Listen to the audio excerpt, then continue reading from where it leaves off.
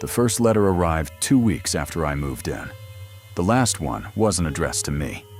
That is the part I keep coming back to. Not the handwriting, not the predictions, not the radio, not even the spare room at the end of the hall. It was the name on the last envelope. Not mine, not Eleanor Voss, Mara's, my ex-wife's name, written in careful blue cursive, on a plain white envelope that was waiting inside my apartment when I got home. Not in the mailbox, not slipped under the door. Inside. On the folding chair in the spare room, the chair I had never unfolded. I stood in the doorway for almost a full minute before I moved. The apartment was dark behind me. The hallway light flickered. The spare room window reflected a gray evening sky, and the chair sat there by the glass, open and waiting, like someone had set it up for a guest who had not arrived yet. I knew I had never unfolded it. I knew I had never placed it there. I knew the envelope should not have been inside my apartment. But the thing that frightened me most was smaller than that. The chair was facing the window, and the window was too dark to see through. It only reflected the room back at me, the empty chair, the envelope, and me standing in the doorway, already understanding that some rooms do not stay empty just because no one is living in them. My name is Daniel Kerr. I'm 34 years old, and until 8 months ago, I was married. Then I wasn't. People like to say divorce is like death, but it isn't. Death is cleaner. Death has an event, a phone call, a hospital room, a funeral. Divorce happens in pieces so small you barely notice them while they are happening. A dinner where neither of you talks. A joke that used to land and doesn't. A night when one person goes to bed early, not because they are tired, but because the room is easier to survive alone. Mara kept the house. I told her I didn't want it. I said that like it was generosity. It wasn't. I just couldn't stand the shape of it anymore. Every room had a former version of us standing inside it. The kitchen, where we used to drink coffee before work. The hallway where we painted one wall the wrong color and laughed about it. The bedroom where we became polite strangers, sleeping inches apart. So I took what could fit in my car, a duffel bag, my laptop, a box of office junk I still haven't unpacked, 3 framed photos I put face down in the closet the first night. The apartment I moved into was in an old brick building on the west side of the city. 4th floor, narrow stairwell, 1 elevator that groaned before it moved, 2 bedrooms. Though calling the second one a bedroom felt generous, it was more like a square with a window. The landlord, Pierre, said the previous tenant had moved out fast. I asked if the unit had any problems. He said, "Not anymore." I should have asked what that meant. The spare room was empty except for a folding chair leaning against the far wall. It was still wrapped in thin plastic, the kind that clings to metal legs and makes everything look temporary. I didn't buy it. I assumed the last tenant had left it behind. I told myself I would throw it out. Then I told myself I would unfold it and make the room into an office. Then I stopped going in there. I didn't decide to stop. That is important. I just started avoiding it. At first, I kept the door open, then half open, then closed. After a while, I realized I had arranged my whole evening routine so I never had to look down that hallway for too long. I ate standing at the counter. I slept with the bedroom door open but angled away from the hall. I left the television on longer than I needed to. Not because I was watching it, because when another human voice was speaking in the apartment, the silence had less room to gather. That was before the letters, before Eleanor Voss, before the radio, but not before the room. I think the room was already waiting. The first envelope came on a Tuesday. plain white, no return address, my apartment number written in blue ink, apartment 4C. But the name wasn't mine, Eleanor Voss. The handwriting was old-fashioned, large, looping capital letters. Careful, deliberate, like every word took effort. I placed the envelope on the little table by the door with my keys. Leftover mail, I thought. People move. Mail lags behind. 3 days later, another envelope came. Same name, same handwriting, same blank white paper. I should have written, "Return to sender." I should have dropped both envelopes into the outgoing slot downstairs. Instead, I opened the second one. I don't have a good explanation for that. I was lonely. The apartment was too quiet. And after a marriage ends, other people's private lives start to feel less like boundaries and more like proof that everyone else is still living. Inside was one sheet of paper. At the top was a date. Below it, in the same careful handwriting, it said, Tuesday. The mail came late, around 4. She left the first letter on the table by the door. She did not open it. She made pasta and ate it standing at the counter. She left the television on for almost 2 hours, but she did not watch it. Before bed, she locked the handle. Not the deadbolt. I read it twice. Then I got up and checked the door. The deadbolt was unlocked. That was the first time the apartment felt different.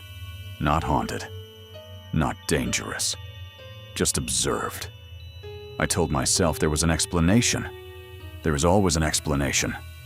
My entire professional life depends on believing that. I work as an actuary. I calculate risk. I make ugly futures sound manageable by turning them into percentages. So I made a list.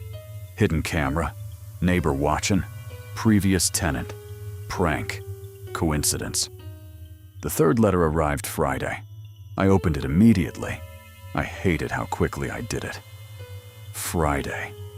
She called in sick and said it was a migraine. It was not. She spent most of the afternoon looking through old photographs on her laptop, wedding photographs. She cried for 11 minutes, beginning at 2:40 p.m., then stopped suddenly, as if something in the room had interrupted her. Nothing did. She ordered Thai food. She did not finish it. She left the bag on the counter overnight. The Thai food bag was still on the counter when I finished reading. I remember staring at it like someone else had put it there. I had called in sick. I had looked at the photos. I had cried. I could not have told you for how long, but I remembered stopping. Suddenly, like someone had touched my shoulder from behind. Nobody had. That night, I searched the apartment. I checked smoke detectors, outlet covers, air vents, the light fixture in the hall.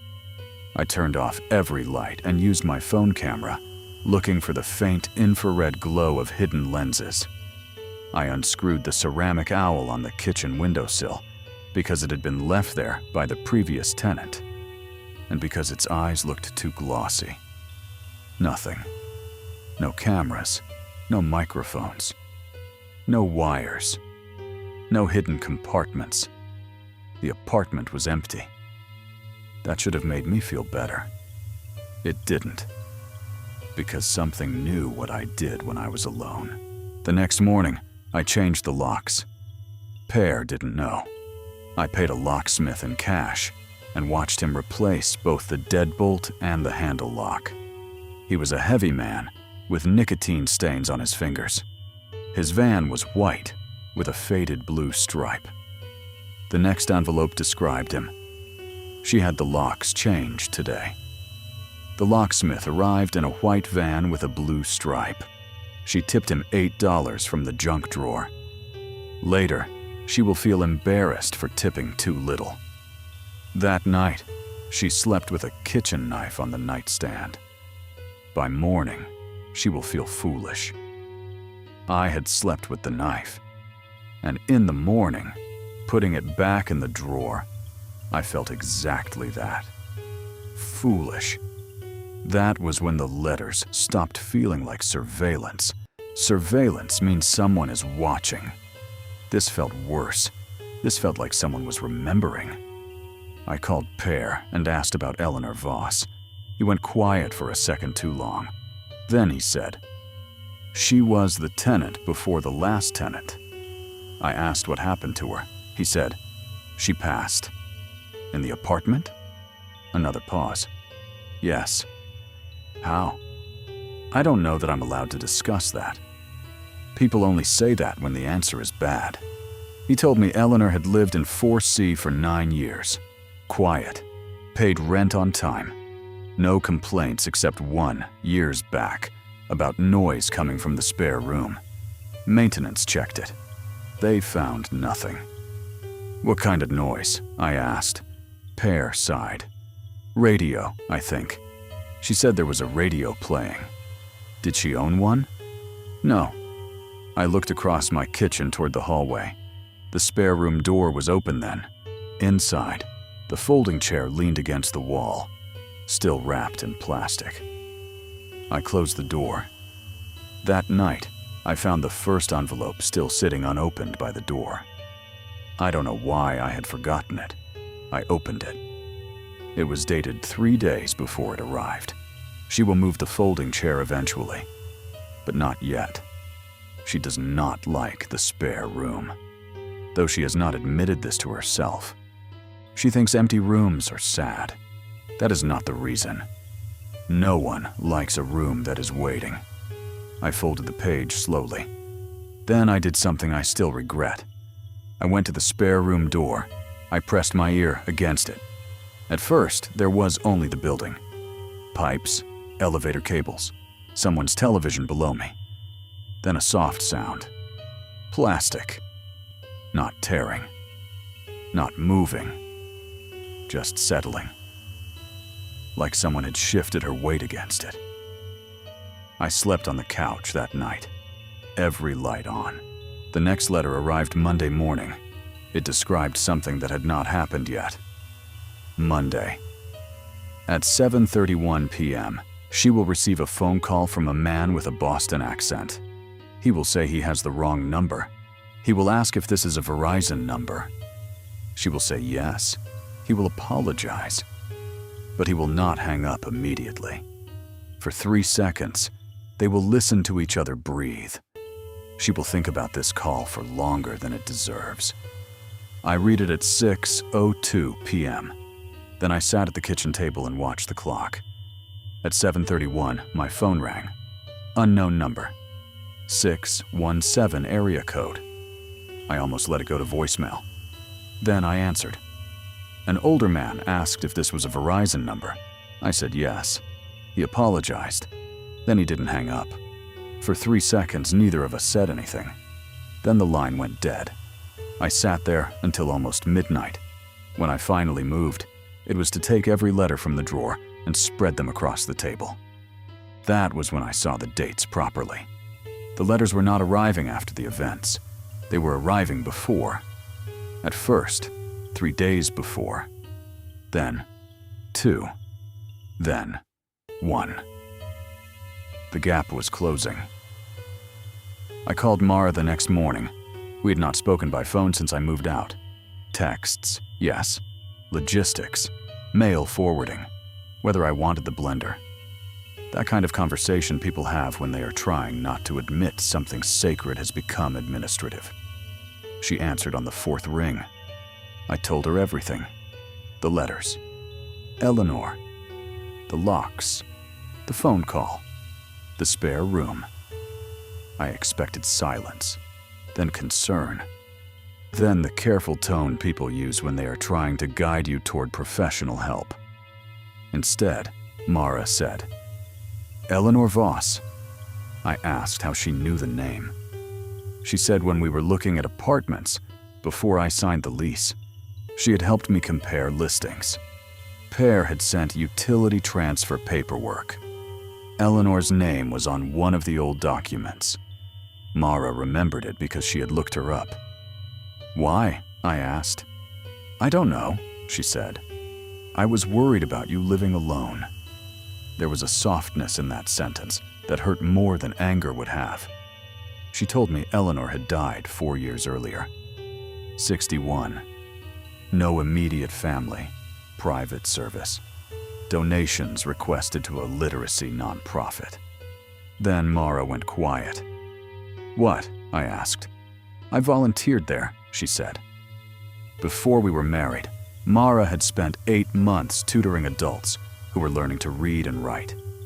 She remembered one woman in particular, older, divorced, funny in a dry way, embarrassed by how slowly she wrote, but proud of every sentence she completed. Mara couldn't remember her name, but she remembered the handwriting, large looping capitals, careful blue ink. The woman used to say writing felt like leaving proof, Mara said. Proof you were here. I looked down at the letters spread across my table. There it was. Proof. That night, I dreamed I was standing in the spare room. The folding chair was unfolded by the window. Someone was sitting in it with their back to me. I woke up before they turned around. The next envelope was already on the floor beside my bed. Not by the front door. Not in the mailbox. Beside my bed.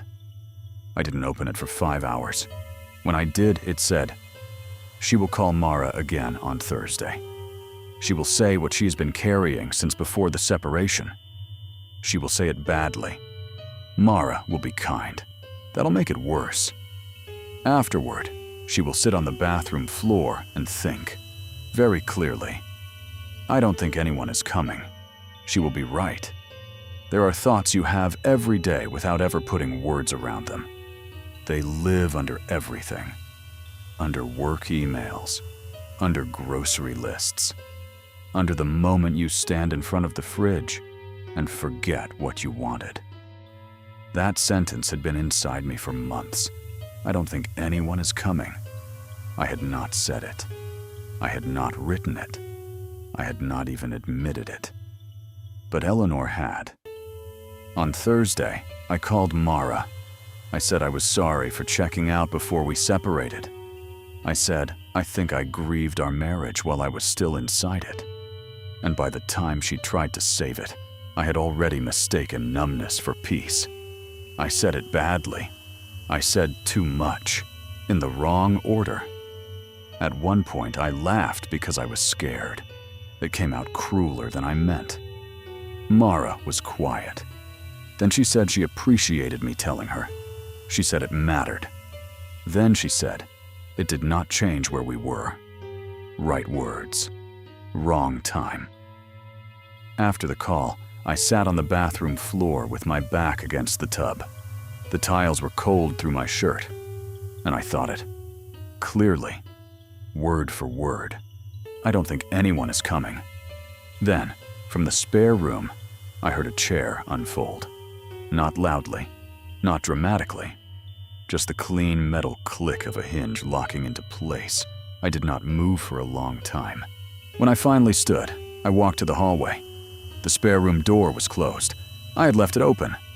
I stood there with one hand on the wall, listening. Nothing. No radio. No footsteps. No breathing. Only the closed door. That was worse. The letters changed after that. They came less often. Once a week. Then every 2 weeks. They stopped predicting events with precision. Instead, they started describing the apartment like someone had moved in beside me. The radiator knocks hardest at 3:10 a.m. The neighbor below watches courtroom shows after midnight. The hallway light flickers before it dies. You will begin leaving the radio on. I did. At first, only during dinner. Then, while I worked. Then, while I slept. Talk radio, weather reports, sports I didn't follow. Anything with human voices arranged into the illusion of company. The spare room stayed closed. One evening, I came home and found a thin line of blue light under the door. Not bright. More like the glow from an old digital clock. I stood there with my keys in my hand. I waited until it went out. The next morning, A letter was in the mailbox. Thank you for not opening the door last night. That was the first time I understood Eleanor might not be trying to frighten me.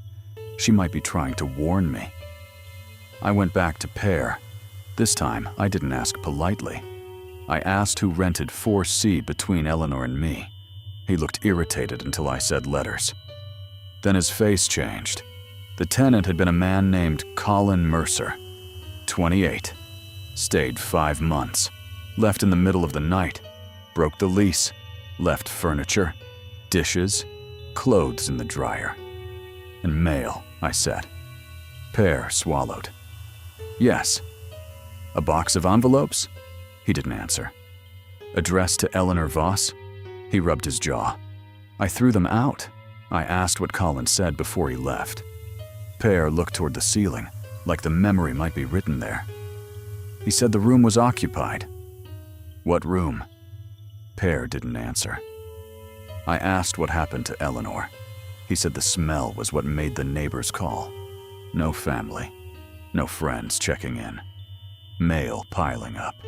Groceries rotting in the refrigerator. The television still on when the police entered. Where did they find her? I asked. He looked at me then.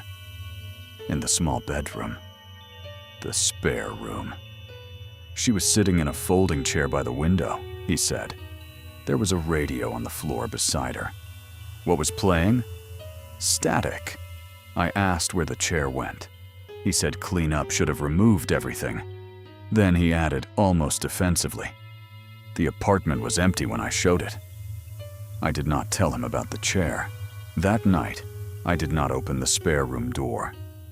I sat at the kitchen table with the lights off. The letters were spread in front of me. Eleanor's letters. Colin's abandoned envelopes. My name appearing in her handwriting. Mara's voice still in my head. Proof you were here. At some point after midnight, the radio started. Not my television. Not my phone. Not the neighbor downstairs. The sound came from behind the spare room door. Low static. Then a voice under it. Too quiet to understand. I stood up. The floorboards felt colder under my feet the closer I got to the hall. The radio became clearer. Not louder. Clearer. A woman was speaking. Not words. At least not words I could understand. It had the rhythm of someone reading aloud from a page. Slow, careful, deliberate, like she was proud of every sentence. I stepped closer. The door handle was cold. I did not open it. Instead, I said, Eleanor. The radio stopped. For a moment, the apartment became so quiet I could hear the blood moving in my ears. Then something inside the room shifted. Metal legs against floor. The chair. I backed away. The next morning, there was an envelope on the kitchen table. Not in the mailbox. Not under the door. On the table. The handwriting was Eleanor's. Inside it said, "Do not speak to the room as if it is a person. It is not a person. It only keeps what people leave behind." I read that sentence until it stopped looking like language. It only keeps what people leave behind. That was when the story stopped being about Eleanor. I understood that later. At the time, I still thought she was the center of it. She wasn't. She was just the first person who had learned how to write back. I waited 3 more days before opening the spare room door. I did it in the morning. That felt safer. People do stupid things like that. As if daylight changes what a room is. The room smelled faintly of dust and warm metal. The chair was unfolded by the window. The plastic wrap lay on the floor beside it, folded neatly into a square. I had not done that. On the seat was an envelope. For the first time, the handwriting on the outside was not Eleanor's. It was mine. My own handwriting. Or close enough that I knew it before I touched it. Daniel Kerr. Apartment 4C. Inside was a single page. I am writing this because someone has to leave proof. I dropped it. I left the apartment that night. I slept in my car behind a grocery store. I told myself I would never go back except to collect my things. By morning, the idea already felt childish. Where would I go? Mara's house? A hotel? Another apartment? And what would I tell people? That my dead former tenant was writing me letters from a room I refused to enter? No. I went back. The page was still on the floor. I put it in the drawer with the others. Then I tried to continue my life. That is the humiliating thing about impossible events. Eventually, you still have to buy detergent. You still have to answer work emails. You still have to eat. Weeks passed. The letters became rarer. The spare room stayed closed most nights, though sometimes I found it open in the morning. Only an inch, only enough to show darkness behind it. The radio started turning on by itself, always low, always some station I could never identify. A woman speaking softly beneath static, a man laughing too far away. Weather reports for storms that never came. Then, 3 weeks ago, I received a letter addressed to Mara. I found it on the table by the door. I did not open it. I called her instead. She sounded tired when she answered, not annoyed, just tired in a way I recognized too well. I asked if she had received any strange mail. She said no. I asked if she had been to my apartment. She said no. Then she asked quietly, "Daniel, are the letters still happening?" I said yes. She didn't tell me to see a doctor. That scared me more than if she had. I told her there was an envelope with her name on it. She was silent. Then she said, "Don't open it." I asked why. She said, "Because if it's addressed to me, maybe it's not for you." That was Mara, even then, even frightened, still able to find the one clear line in a room full of fog. I placed the envelope in the drawer. That night, the spare room radio came on louder than it ever had. Not loud enough to make out words, just loud enough to sound like someone trying not to wake me. The next morning, the drawer was open. The envelope was gone. For 2 days, nothing happened. Then Mara called me at 6:12 in the morning. She was crying. She had found an envelope on her kitchen table. Inside was one sentence. "You kept the house because you thought empty rooms were safer when they were familiar." Mara had never told anyone that. Not me. Not anyone. She came over that afternoon. It was the first time she'd been inside my apartment. For a while, we stood awkwardly in the kitchen, like two people touring damage after a storm. She saw the letters. I showed her all of them, even the one in my handwriting. She read them with both hands flat on the table. When she finished, she looked toward the hallway. "Is that the room?" I said, "Yes." "Have you been inside?" "Once." "What did you see?" I told her. She nodded like she had expected it. Then the radio started. From behind the closed spare room door, low static, a woman's voice underneath. Mara stood up. I told her not to open it. She said, "I know." But she walked to the door anyway. Not close enough to touch it, just close enough to listen. The radio crackled. For 1 second, through the static, I heard a woman's voice. I know it was Eleanor. I had never heard her alive. But I know it was her. She said, "Some rooms do not stay empty." Mara stepped back. We left the apartment together. I thought that was the ending. It wasn't. Mara drove me to a motel near the interstate. I stayed there 3 nights. She did not stay with me. That would have been too easy. Life has never been interested in being narratively kind. On the 4th morning, I woke up to an envelope pushed halfway under the motel room door. No stamp, no return address. Blue handwriting. Daniel Kerr. Room 216. Inside, the page was blank except for one line. "You can leave a place. You cannot always leave what it learned about you." I went back to the apartment. Not because I was brave, because I understood something. The letters were not chasing me. The room was not chasing me. It was waiting. And maybe it had been waiting long before Eleanor Voss. Long before Colin Mercer. Long before me. Maybe every lonely person leaves something behind in the rooms where no one came for them. Maybe eventually those things begin keeping records. I don't know. I only know what happened when I opened the spare room door for the last time. The chair was by the window. On the floor beside it was an old radio I had never seen before. Beige plastic, silver dial, a thin red needle trembling between stations. The room was empty. I need to be clear about that. No woman, no body, no figure in the corner, no reflection that turned its head when I didn't. Just a room, a chair, a radio, and an envelope on the seat. My handwriting was on it. Daniel Kerr, apartment 4C. I opened it. Inside were 5 words. Thank you for unfolding it. I don't remember sitting down. I only remember realizing I was closer to the chair than I had been. Close enough to see a shallow dent in the plastic seat, as if someone had just stood up. The radio hissed. Then my own voice came through it. Not a recording I remembered making. Not a voicemail. My voice. Older. Very tired. Saying, I am writing this because someone has to leave proof. I closed the door. I packed one bag. I left most of my things behind. That was 26 days ago. I live in a smaller apartment now.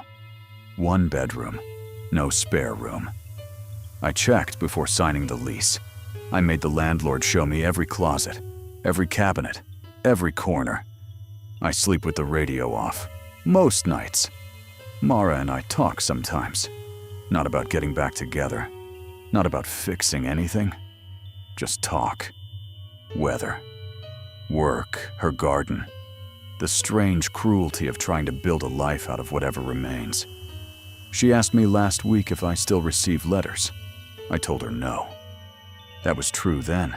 It isn't true now. This morning, there was an envelope in my mailbox. No return address. Blue ink. Careful looping capitals. But it was not addressed to me. It was addressed to the next tenant of apartment 4C. I don't know their name. The envelope does. I have not opened it. I keep it on my kitchen table, beside my keys. Every time I pass it, I feel the same thought pressing gently against the back of my mind. Not fear. Not exactly. Recognition. Because some part of me understands now. A room does not need a body to be occupied. Sometimes all it needs is a person who is lonely, long enough to leave an impression. Sometimes all it needs is a chair by the window, a radio tuned low, and someone eventually willing to listen.